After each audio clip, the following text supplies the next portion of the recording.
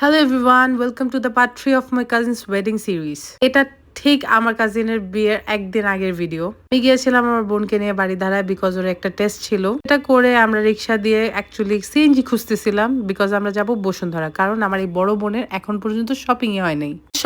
So বিয়েতে সে কি পরবে, সো আমি জোর করে ওকে নিয়ে গেলাম বসুন্ধরায় যে আজকে আমি কিছু একটা ওকে কিনে দিব যেটা সে বিয়েতে পরে যাবে।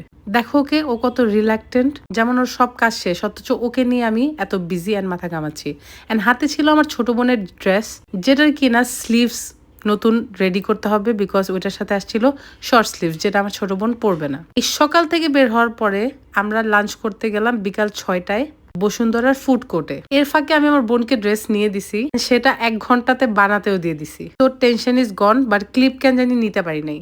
তাছাড়া আম্মু অ্যান্ড আমার ছোট বোনও এর মাঝে জয়েন করে ফেললো আমাদেরকে। ওরাও এসে খাওয়া দাওয়া করলো অ্যান্ড আমরা সারাদিনের খাবার খেলাম সন্ধ্যা 6টায়। এনিওয়েজ, এই যে দেখো আমার বোনের এই পার্পল ড্রেসটা ওরা রেডি করতেছে। আমরা একদম বসে ওর ফিটিং দিয়ে বানায় নিয়ে আসছি অ্যান্ড আমি আমার বোনকে বলছি যে ও যেন ট্রায়াল দিয়ে নিয়ে আসে, যেন পরে প্রবলেম না হয়। এরপরে আমি আমার বোন আর আমার আম্মুকে বিদায় করে আমার ছোট বোনকে নিয়ে গেলাম প্রিয়াঙ্গনে বিকজ অ্যাট দিস মোমেন্ট আমার নিজের ড্রেসই পিক আপ করা হয়নি অ্যান্ড তখন অলমোস্ট মার্কেট অফ হয়ে যাবে অ্যান্ড ছোট ম্যাডামের ড্রেসে এখনো হাতা লাগানো হয়নি। ফার্স্টে যে আমরা 1 ঘন্টা ওইটার ম্যাচিং ফ্যাব্রিক খুঁজছি, ফাইনালি আমি ফ্যাব্রিক পাওয়ার পরে ওইটার জন্য আবার লেসও সার্চ করছি। ম্যাচিং লেস এনে আমি ওখানে আস্ক করছি যে আমাকে আর্জেন্ট কে বানাই দিবে। তখন সবাই এই টেলারটার কথা বললো।